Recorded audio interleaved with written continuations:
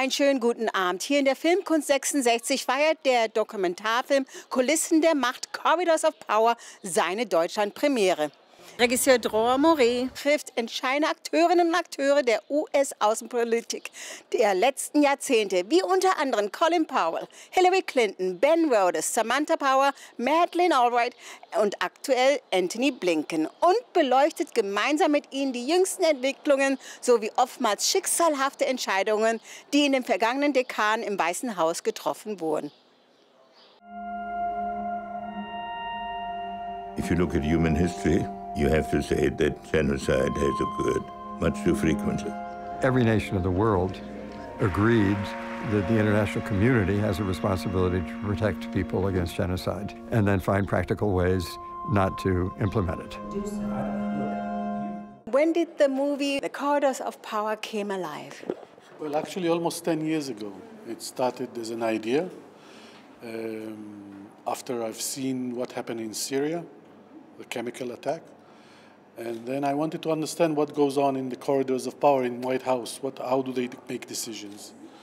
And the first interview was and I wanted to do that from the 1990s, from the collapse of the Berlin Wall, where America stood as the only global superpower, until today.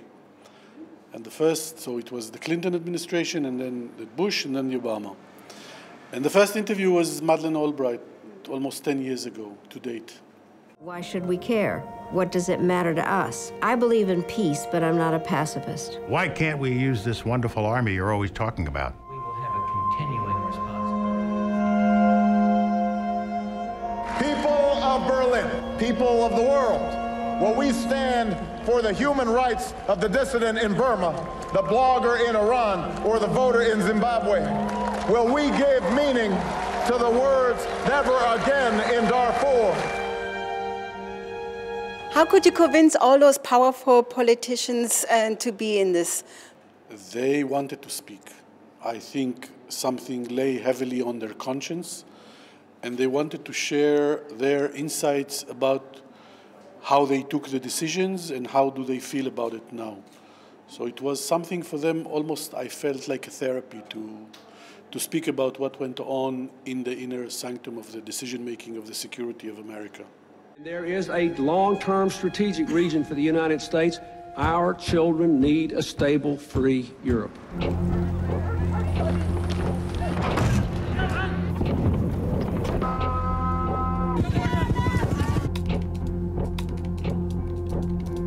They wanted to inflict a degree of harm that made it impossible for these people ever to live in this territory again, and the way you do that is genocide. A man of extraordinary cruelty who directed the ethnic cleansing.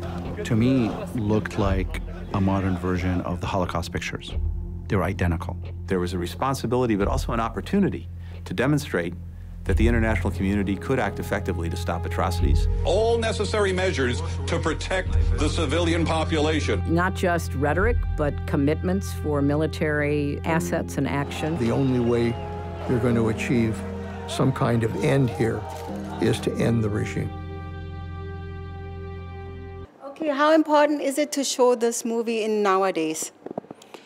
Very important, because I think we are now in a place where the world is changing, is shifting.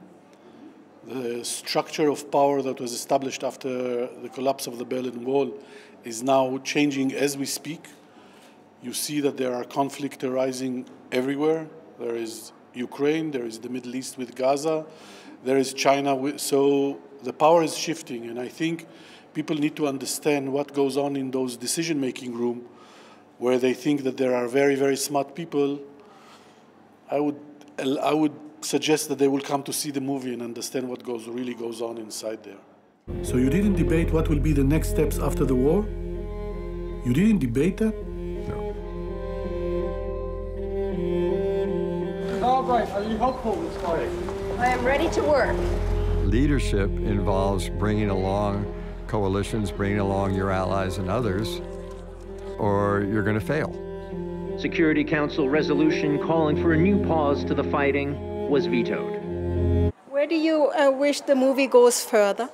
Universities, schools, education system And every citizen should watch that, because, you know, we kind of tend to think that in those places there are people who take decisions and are very smart, they know what they do, and I find out that no, they are like you and me.